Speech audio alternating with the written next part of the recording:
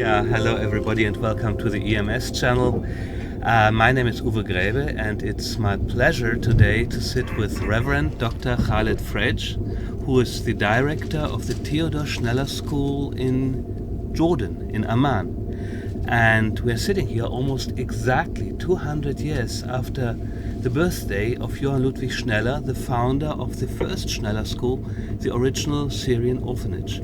200 years after the birth of Johann Ludwig Schneller, why do you think that the Schneller ministry is still necessary today?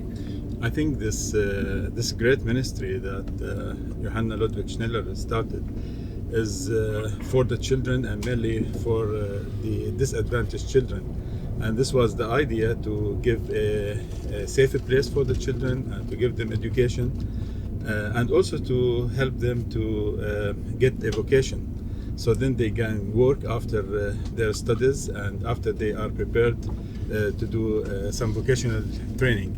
So I think this ministry is very important and it's continued in this track. It's just to support and help many children. I see. But could you tell us a bit about the background of the children who come to Schneller?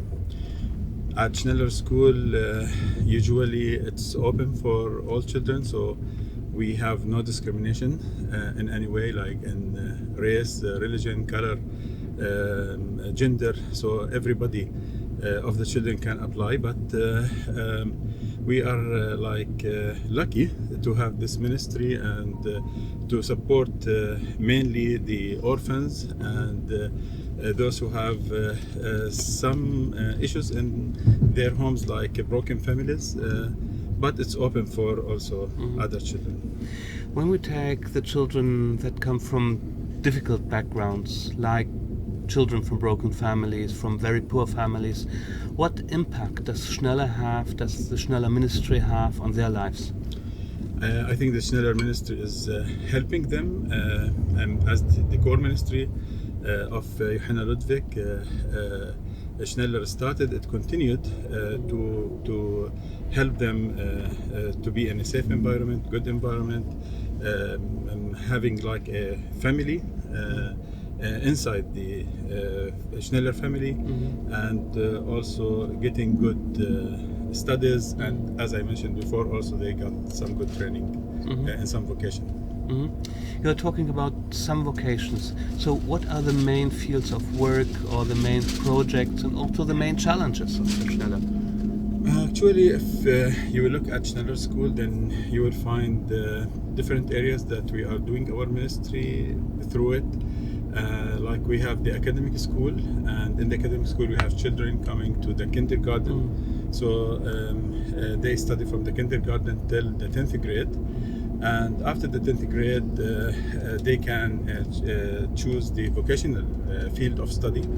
And also we have a lot of vocational training that we are doing at Schneller School, and this is another field of our ministry. And we are mainly concentrating on car mechanics, carpentry, blacksmith, but we added a lot of new things that is required and people like to study these vocations and to be trained in these vocations, mainly like hotel management and car electric, and also some other fields. And you have boys and girls, right? Yeah, we have boys and girls, and also we have the boarding house where some students also are staying in the boarding school, and these are like different houses for boys and for girls. And as far as I heard, you also have special work with slow learners, right? Yeah, this is right. Actually, some of students who are coming to Schneller School will not be in the same academic level as some of their colleagues. So at Schneller we are caring for these students. We are trying to support them as much as possible, and mainly in the Arabic language and mathematics. And we are doing this in a room called Room of Resources, where some special teachers will care for them and help them to get the good education, and then to be in the same level with their colleagues, mainly within 1 to 3 years. Nowadays, the Theodor Schneller School is part of the Episcopal Diocese of Jerusalem in the Middle East. How important is the Schneller ministry for the Episcopal or for the Anglican Church? Yeah, in the Anglican Church, we are happy to serve the Lord via several institutions, and we have 32 institutions where we are doing the ministry of the church, and the Schneller School is one of these very important institutions, and we mainly care, as I mentioned before, for the orphans and for the students who got less opportunities to get good study and also good training for vocation. But as I mentioned, also it's open for some other students, and we also have a lot of students from the Hattin camp, which is called the Schneller camp, because many students are living just beside the Schneller School. It's a Palestinian refugee camp, right? Yeah, this is right. If we go back to the history, if you could meet now Johann Ludwig Schneller in person, what would you like to ask him or to tell him?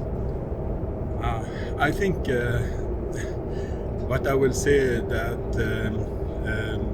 I will thank him very much for doing this great ministry, and I will tell him that he is a visionary person because he started this great vision that continued for years and years, and now for 200 years. So what he is doing or what he did is still continuing in the work that the Schneller School is doing today. And this is the core ministry of Schneller School, to care for the children. Today you are one of his successors, and we thank you for your vision and for your dedication to this ministry. Well, thank you very much for this interview, and wishing you all the best. Thank you. Thank you.